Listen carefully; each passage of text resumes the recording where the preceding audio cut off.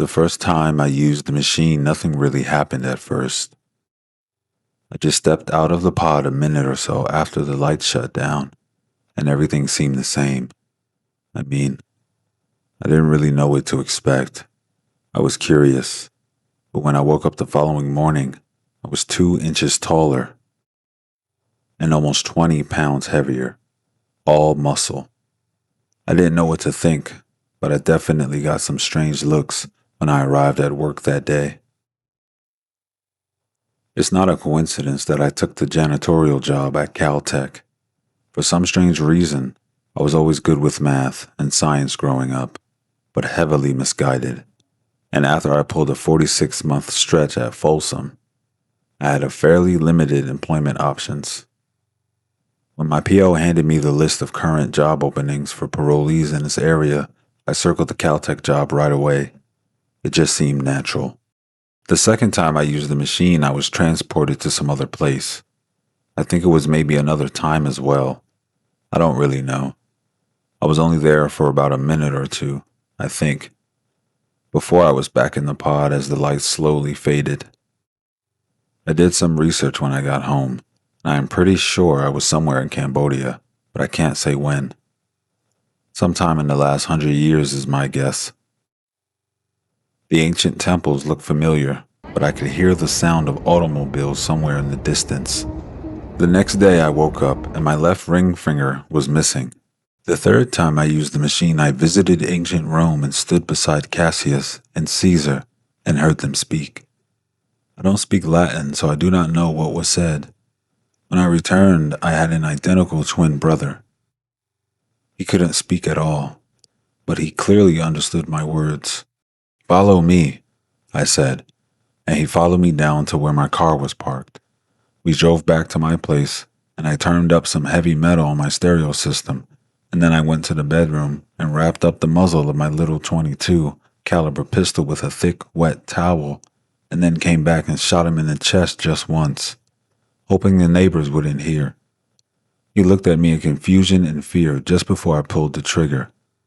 Then I rolled him up in an old tarp, cleaned up the blood, and waited for nightfall to drag him out to the parking lot downstairs to dump him into the bed of my Ford F-150 before driving out to the lake.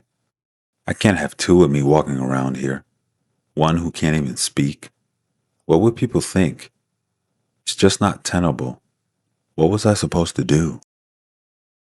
I intentionally timed my cleaning of Lecture Hall 208 until Professor Hallison was scheduled to teach his class of engineering students again that afternoon. I rolled my mop and bucket in towards the end. Recently, through the successful research and development of new technologies that we have labored over for the last 2 decades, I am very proud to announce that we have achieved a breakthrough achievement. One which will fundamentally alter the world as we currently know it. That was all he said.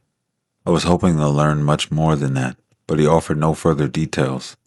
He just muttered something about a non-disclosure agreement and a pending announcement. For just a moment, I thought about beating him to death with the wooden handle of my mop.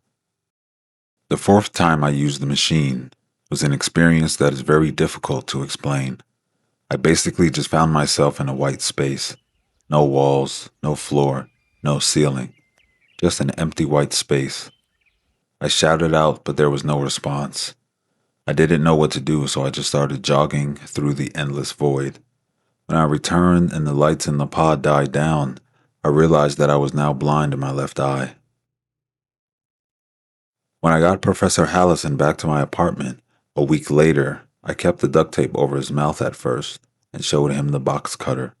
I explained the consequences of any verbal outbursts that might alert my neighbors, and then, when I was confident that he understood everything, I cut a small slit in the tape, trying not to cut his lips. There was a little blood, but not much, and I had a baseball bat and another strip of duct tape hanging from the arm of the chair that I had tied him up in, just in case I had miscalculated his sense of self-preservation. I had the box cutter too. He surely wouldn't scream for very long. "What is it?" "The machine," I asked. He stared at me for a while, So you're the one who has been using it late at night. I wasn't expecting that. What are you saying? What I am saying is that we have a log that digitally records all of the details of the machine's usage. You were fairly clever in your usage of coveralls and baseball caps, and sunglasses and COVID masks. That much fooled the security cameras anyway, but we knew someone was there. We reported it to campus security yesterday. There will be a guard outside of the door from now on. I thought about this for a moment, and then showed him the box cutter again. You didn't answer my question. What is it? He looked at the box cutter and took a slow, resigned breath. The truth is, we just don't know yet. That's why there has been no public announcement. We know we have something. We just don't really know exactly what it is yet. When will you know? It is impossible to say right now. Well, how can we undo the things that it has done? I pointed out my milky white left eye, intentionally using the middle finger next to where my ring finger on my left hand was. It was not meant to be a subtle gesture. It is impossible to say right now. I used the box cutter and I cleaned up the blood. Then I got the tarp and waited until sundown before dragging him out of the bed of my truck.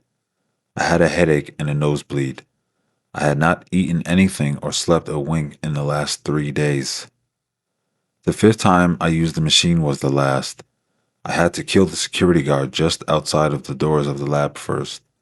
I really didn't want to do that.